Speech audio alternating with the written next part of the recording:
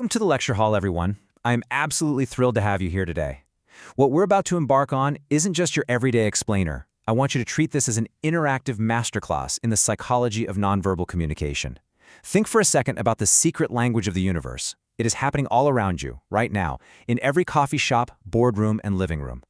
Today, we are going to unpack that unspoken language, the language that governs our daily interactions, dictates our career success, and profoundly influences our social lives. By the time we finish up here, you're going to be completely fluent in the language of movement. So, let's dive right into our first concept with the statistic that honestly just blows my mind. 10%.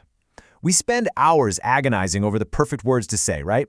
We draft emails, we rehearse speeches in the mirror, we carefully select our adjectives, assuming that when we communicate, the heavy lifting is done by our vocabulary. But the shocking truth, derived directly from our source material today, is that actual verbal communication accounts for only a tiny 10% of our messaging. Think about the gravity of that.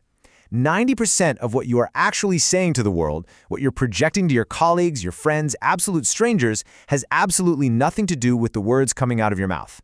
When your words and your actions conflict, humans are biologically hardwired to trust the actions.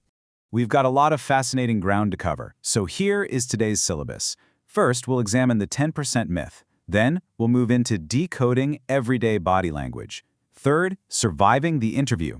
Fourth, actions under the microscope. And finally, a pop quiz to see what you've learned. All right, Module 1, the 10% myth, words versus actions. The fundamental lesson here is simple but crucial. We simply cannot determine truthfulness or sincerity by words alone. Our source text drops this incredible insight. Very often, words transmitted verbally do not reflect what people really feel.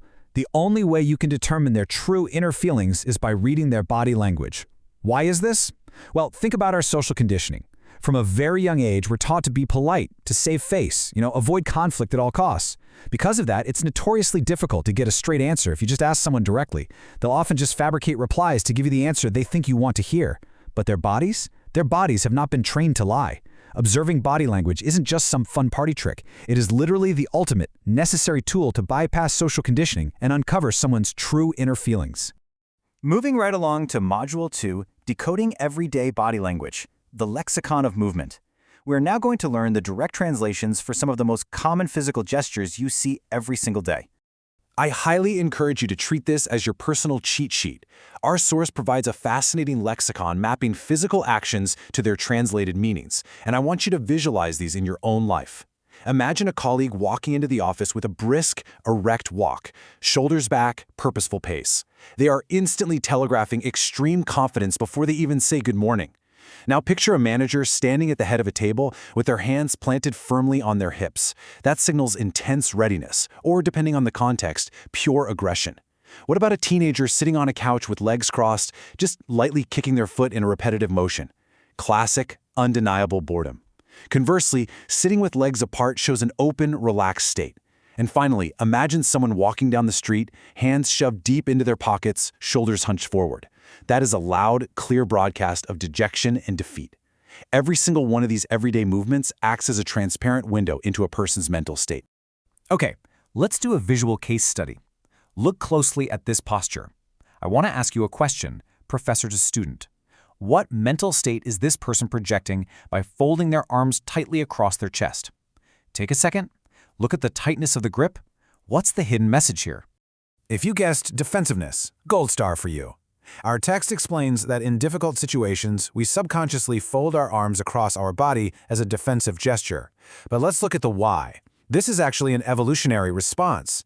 When we feel threatened, insecure, or verbally attacked, our primal instinct kicks in to protect our vital organs, specifically our heart and lungs. We literally build a physical barricade out of our own limbs to protect ourselves from a psychological threat. It's wild, right? Let's examine two new exhibits and create a bit of a narrative. Let's call the guy on the left, in case study A, John. John is touching and slightly rubbing his nose while you tell him a story. On the right, in case study B, we have Sarah. Sarah is resting her hand flat against your cheek while you pitch an idea. To the untrained eye, these are just two people resting their hands on their faces. But in this masterclass, we know John and Sarah are broadcasting entirely different thoughts. Let's break it down. Resting a hand on the cheek like Sarah was doing indicates evaluation and deep thinking. She's genuinely considering your pitch.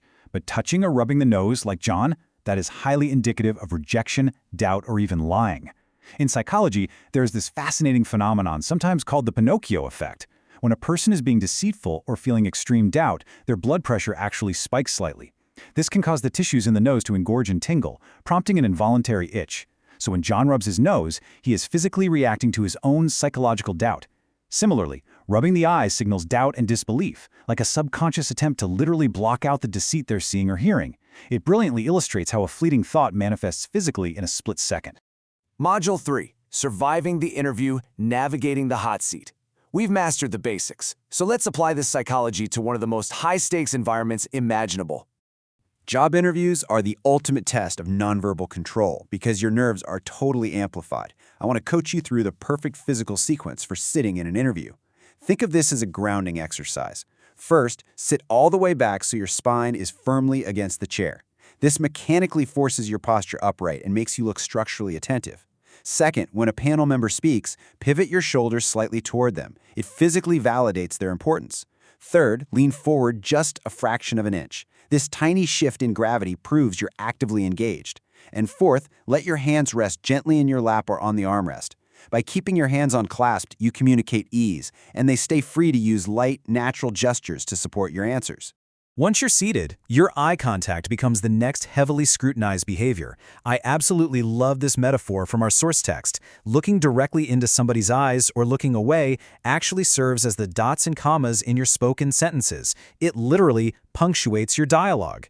Think about a sentence with absolutely no punctuation. It becomes an exhausting, rambling run-on.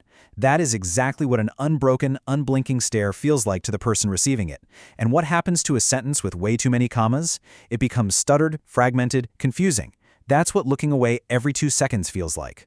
The proper technique? Look first at the person who asked the question to establish the capital letter of your sentence. Then, as you speak, gracefully take turns looking at the rest of the panel, placing your commas, before returning to the original person for your period.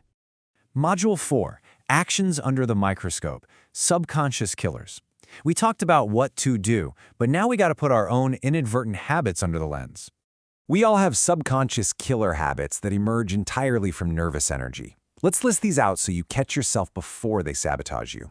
Shuffling your feet, kicking table legs, drumming your fingers. These are massive distractions that subconsciously irritate interviewers, signaling impatience and anxiety. What about nodding? A slow, deliberate nod shows understanding, but rapidly nodding your head? That just indicates you're rushing the speaker to finish so you can talk. And here is a mind-blowing fact from the research. Look down at your own hams right now, or imagine how you naturally cross them on a table. Which hand rests on top? Resting your right hand over your left is actually a subconscious signal of disagreement and resistance. Crazy, right? Conversely, resting your left hand over your right with palms down shows interest and receptiveness. These tiny millimeter adjustments speak absolute volumes. Which brings us to Module 5. Pop quiz. What if? Testing your knowledge. Welcome to the final exam of our masterclass. I'm going to present a few hypothetical scenarios based on our text. Picture the scene and answer them in your head before I reveal the solution. Question 1. Imagine the heavy oak door opens. You walk in. A panel of 5 executives is staring at you in dead silence. You walk over to the single chair in the center of the room, and you sit perched on the very edge of the cushion. What message did you just broadcast before even saying hello? The answer is tense and uncomfortable. Sitting on the edge of your seat completely ruins the illusion of a self-assured candidate. Psychologically, perching on the edge activates a visual cue of the fight-or-flight response. You look physically poised to bolt out the door at a moment's notice. You gotta sit back to show you are grounded and prepared to stay.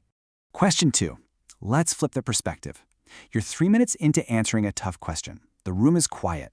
You notice the lead interviewer keeps their arms folded tightly, legs crossed away from you, and they're staring at you, unblinking. The silence stretches. What are they telling you? The harsh truth of this defensive, closed-off posture is they are demonstrating complete disinterest or even hostility to what you're saying. But recognizing this signal, that's your superpower. It allows you to immediately pivot your strategy rather than just rambling on. How do you pivot? You force them to break the posture, pause and ask an engaging question, or physically hand them a copy of your portfolio. They literally have to uncross their arms to take it, physically breaking that defensive barrier and resetting the dynamic of the room. Okay, one final rapid-fire question for you before we dismiss the class.